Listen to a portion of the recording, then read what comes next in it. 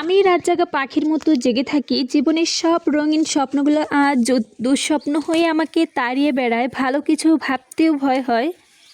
পরদিন সকাল 8টায় মঈনদের বাড়ি যাই। মঈনের মা আমাকে দেখে মুচকে হাসে। যাও এবার মঈনকে ঘুম ভাঙাও। শোয়ার আগে বারবার করে বলেছে কেউ যেন সকালে তাকে না ডাকি। দরজা খোলা রেখে ঘুমিয়েছে যেন সকালের চোখ খুলতে না হয়। অনেক দিন পর ছেলেটা শান্তিতে ঘুমিয়েছে। কেন যে আল্লাহ আমার ছেলেটাকে এত কষ্ট দিচ্ছেন তিনিই জানেন।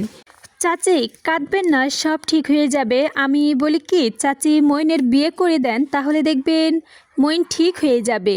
কে বিয়ে করবে আমার মঈনকে? আর মঈন কি অন্য মেয়েকে বিয়ে করবে? দেখো চেষ্টা করে যদি পারো।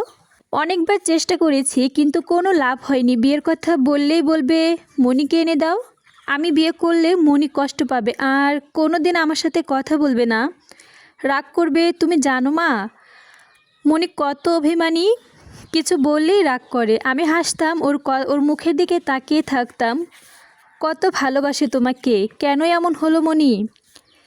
কেন তুমি নিজে কষ্ট পেলে আর আমার ছেলেকে এত কষ্ট দিলে? একমাত্র ছেলে আমার, এত কষ্ট দেখে কেমন করে সইব? তোমার চাচার দিকে তাকাতে পারি না, আমাকে লুকিয়ে সারা রাত কাঁদে। কি সান্ত্বনা দেব আমি? একমাত্র ছেলেকে শিকলে বেঁধে রেখে কোনো বাবা মা নাকি নিশ্চিন্তে ঘুমাতে পারে? চাচির কথাগুলো বলছিল আর কাঁদছিল। চাচা বাজার করে বাড়িতে এসেছে। আর আজ আর কেঁদো না মঈনের মা। এই দেখো মঈনের প্রিয় কই মাছ এনেছি, গরুর মাংস এনেছি, এসব রান্না করো। মণি তুমি আজ খেয়ে যাবে। আজ অনেক দিন পর মনটা হালকা লাগছে। চাচার মুখে একটু হাসি। এই বুড়ো মানুষগুলো কত অসহায়, তাদের একমাত্র অবলম্বন চোখের সামনে নিঃস্ব শেষ হয়ে যাচ্ছে। আজ একটু সুস্থ ছেলেকে দেখে তারা কত খুশি। খোদা তুমি মঈনকে ভালো করে দাও, ওকে আর কষ্ট দিও না। আমার জন্য অনেক কষ্ট পেয়েছে। অনেকবার ডাকাডাকি করে ও মঈনের সাড়া পাচ্ছিলাম না। মঈন আমি এসেছি, এবার চোখ খোলো। আমি তোমাকে কথা দিয়েছিলাম, আমি আমার কথা রেখেছি, দয়া করে এবার চোখ খোলো। অনেক বেলা হয়েছে, উঠো। চাচা তোমার জন্য কই মাছ এনেছে, উঠো খাবে। কোনো সাড়া শব্দ নেই। মঈনের হাত ধরে টান দিতেই দেখি ওর হাত খুব ঠান্ডা, খুবও শক্ত হয়ে আছে। ভয়ে চিৎকার দিয়ে উঠি। মঈনের বাবা এসে মঈনকে টেনে তুলে ধরার চেষ্টা করে। চাচি পাগলের মতো চিৎকার করতে থাকে, চারপাশের লোকজন আসতে থাকে। আমি নির্বাক হয়ে দাঁড়িয়ে আছি, হাত পা আমার শক্ত হয়ে আছে, কিছুই নাড়াতে পারছি না। কিছু বুঝে ওঠার আগেই একজন বলল ইন্না লিল্লাহি ওয়া ইন্না ইলাইহি রাজিউন। এই শব্দগুলো আমি উচ্চারণ করতে পারলাম না। তবে কি মঈন? আর ভাবতে পারি না। সারা দিন থরথর করে শরীরটা কাঁপছিল।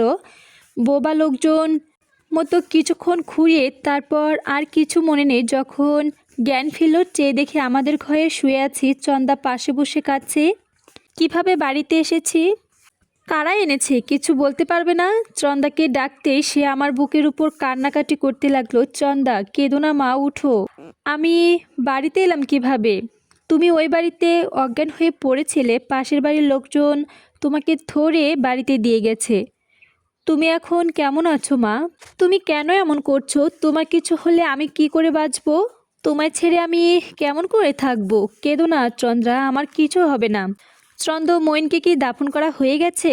না মা, এখনও দাফন হয়নি, আর কিছুক্ষণ পর জানাজা হবে। চলো চন্দা, বাড়িতে যাই। তুমি আবার যাবে মা? চলো শেষ দেখা দেখে আসি।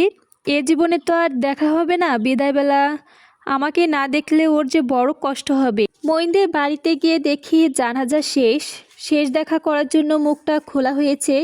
সবাই ঠেলে ঠুলে সামনে গেল। মঈন ঘুমিয়ে আছে, নিশ্চিন্তে ঘুমিয়ে আছে। এ ঘুম আর কোনো দিনও ভাঙবে না। দেখে মনে হয় না মঈন মরে গেছে, দেখলে মনে হয় আমার সাথে ঘুমের ভান ধরে শুয়ে আছে। মুখে দুষ্টুমি হাসি।